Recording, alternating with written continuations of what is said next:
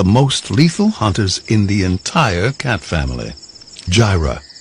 She's tiny, weighing a mere 2 pounds, 200 times less than a lion.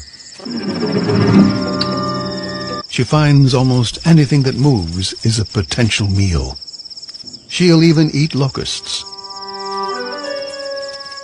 But she prefers gerbils.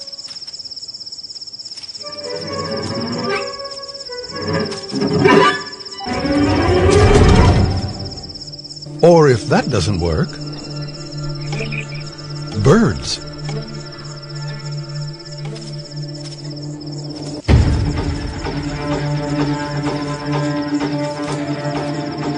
With a wiggle to tuck her legs in, she gets as low to the ground as possible.